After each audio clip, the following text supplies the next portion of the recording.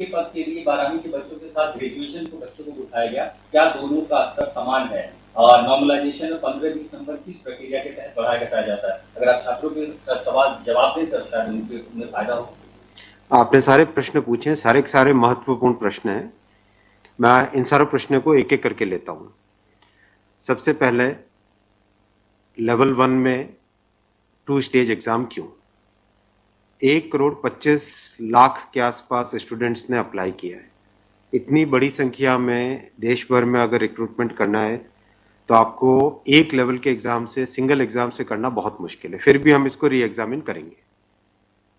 इतनी बड़ी संख्या में 1,25,00,000 कैंडिडेट्स अगर हो तो कैसे उनको एक साथ सेम तरीके से same level of hardness of question की, ये सब करना अति डिफिकल्ट। आप सब इस प्रक्रिया से गुजर चुके हो, आप भी समझते होंगे।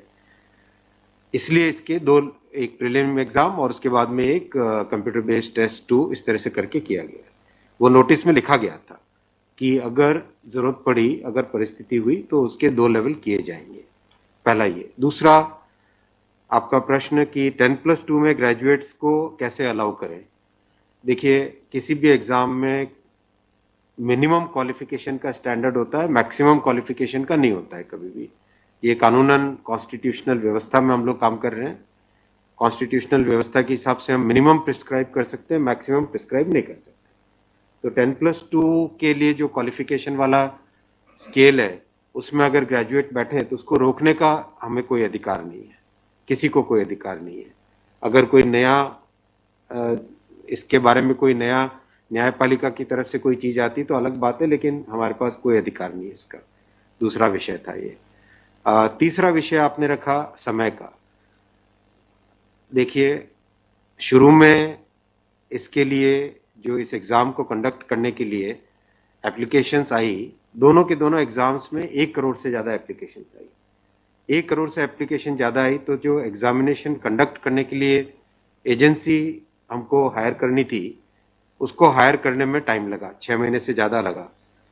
नेचुरली इतनी बड़ी संख्या में अगर एग्जाम करना है देश में तो अपने आप में वो एक बहुत बड़ा challenge. It's a Himalayan task, it's a huge task, it's a very very big challenging task. तो एजेंसी को सेलेक्ट किया गया। सेलेक्ट करते करते कोरोना आ गया। कोरोना के फेज में देरी हुई, लेकिन फिर भी डिस्पाइट कोरोना तुरंत दिसंबर 2020 में एग्जाम की प्रोसेस चालू हुई। एग्जाम की प्रोसेस चालू हुई और despite second wave of corona फिर भी एग्जाम किया गया with all the precautions, all the safety things करके इसको लाए। जो दूसरा वाला ग्रुप बी का एग्जाम है उसमें कैट में चले गए थे बच्चे, क्योंकि करीब 5 लाख के आसपास एप्लीकेशंस ऐसी थी जिसमें फोटोग्राफ प्रॉपरली मैच नहीं हो रहा था। तो नेचुरली अगर एप्लीकेशन में फोटोग्राफ मैच नहीं हो तो उसको आप एग्जाम में कैसे लोगे, तो वो विषय आया था। तो उस विषय के कारण लोग कैट में गए थे।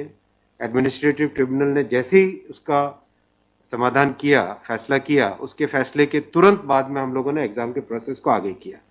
कोई उसमें देरी नहीं की। और हमारा, देखिए, हमारी सरकार, प्रधानमंत्री श्री नरेंद्र मोदी जी का इंटेंट हमेशा है कि मैक्सिमाइज करना है रोजगार को। इसीलिए आप देखिए, इतनी बड़ी संख्या में, यानी रेलवे में 1,40,000 टोटल, 1,05,000 ग्रुप डी की कैटेगरी में, लेवल 1 की कैटेगरी में, और लेवल 2 से लेवल 6 की कैटेगरी में 35,000 कैंडिडेट्स वैकेंसीज। 1,40,000 की वैकेंसीज लाना कोई छोटी बात नहीं है, बहुत बड़ी बात है। फिर आपका चौथा पॉइंट आप देखिए, ज्यादा से ज्यादा कैंडिडेट्स को फर्स्ट स्टेज से सेकंड स्टेज में जाने का मौका मिले, इसके लिए 2015 तक हमेशा प्रिलिमिनरी एग्जाम जो होता था, फर्स्ट स्टेज होता था, उससे 10 गुना लिए जाते थे, केवल 10 गुना लिए जाते थे। 2015 के बाद में पहले ही संख्या बढ़ा के 15 गुना कर दी गई, जिससे कि ज्यादा से ज्यादा कैंडिडेट्स को मेन एग्जाम के लिए जाने का मौका मिले। और 2019 में इस संख्या को 20 गुना किया गया, ताकि ज्यादा से